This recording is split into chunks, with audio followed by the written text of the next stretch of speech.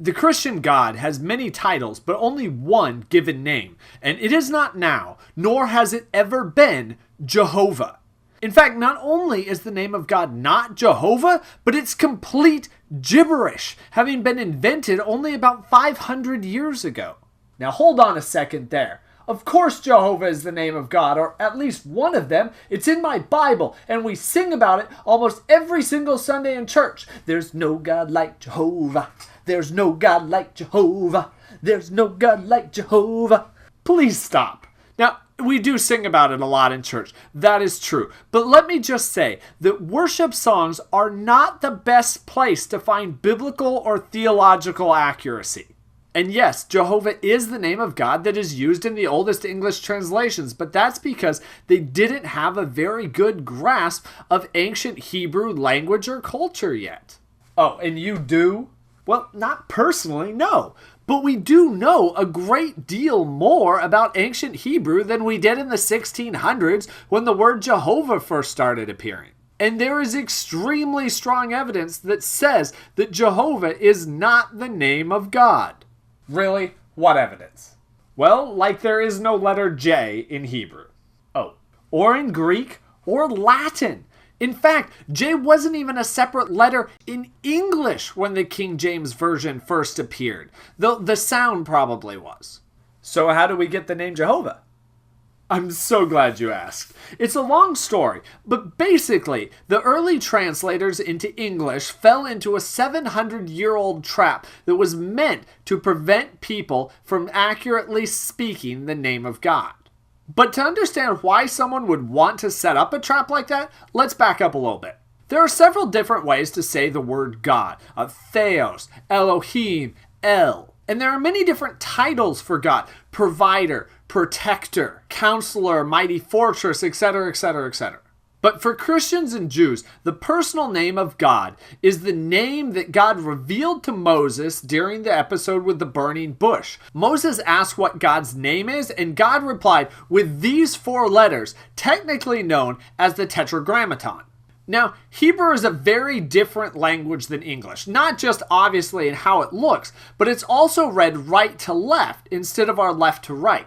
And for most of the history of Hebrew, it hasn't had vowels written down. Instead, each word is made up of consonants, and the vowel sounds are supplied by how those consonants are put together. The appropriately provided vowels for God's name in English would be these, which is where we get the English name of God, Yahweh or Yahweh, which is the form that's used in most modern Bibles. But in a culture where names matter a great deal, what does the name of God reveal about who God is? And how did we get from that to Jehovah? Well, to begin with, Hebrew root words were composed of only 3 consonants, which are then modified and expanded to include gender, number, person, or tense, depending on what sort of a word it is. So because God's name is 4 letters, we know that it is based upon another presumably known Hebrew word. And sure enough, God's revealed name to Moses is a modified form of the verb hayah, which in English would be translated using the verb to be. So God's name is a form of that verb. The yod in the middle gets lengthened into a vav, and a new yod is added to the beginning of the word. That's fairly standard verbal conjugation. But scholars debate over exactly what form of the verb it is. Many think that it's causative. I cause to be all that is. While others favor a more eternal form of the verb, I always am. To a culture obsessed with names, God reveals himself to be real, personal, powerful, creative, active, and eternal. Now, some English Bibles and many English songs translate this simply as I am. But no one really knows which version of the Hebrew word for to be God's name is, because no good Jew would ever say God's name, and so the entire form of the verb disappeared from use.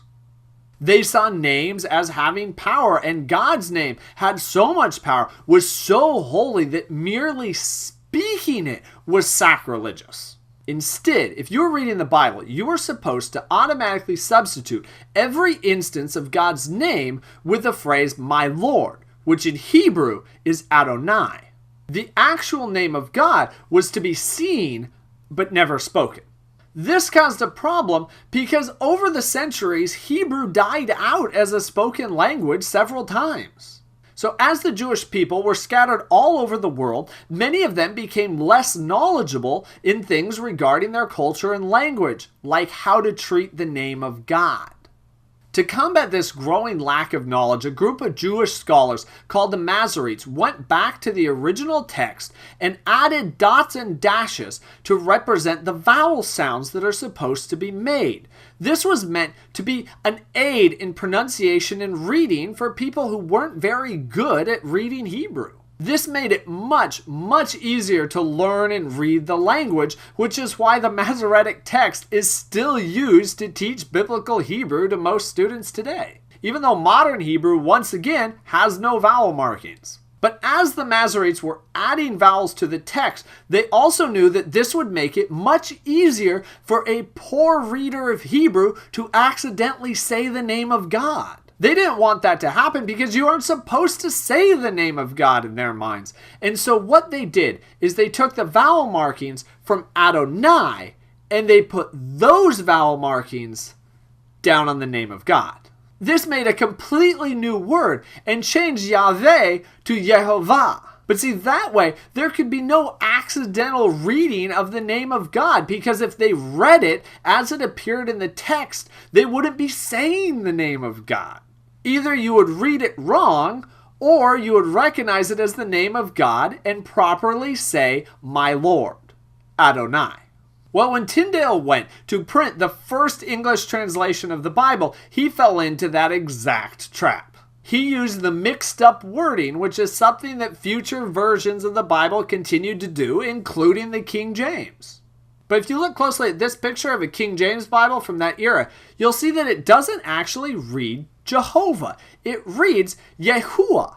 That's because during this era, Y and I were both represented by the same character. And J didn't even exist as a letter in English yet.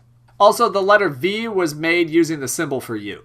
But as the English language began to solidify, the symbol that we currently take as the letter J began to be used interchangeably with the letter I. And finally, they began to separate off from each other into distinct letters. Pretty much every word that started with IE and most that started with YE became JE instead, making Yehowah Jehovah. So not only is Jehovah not the name of God in Hebrew or Greek, but it wasn't even the original name of God in English.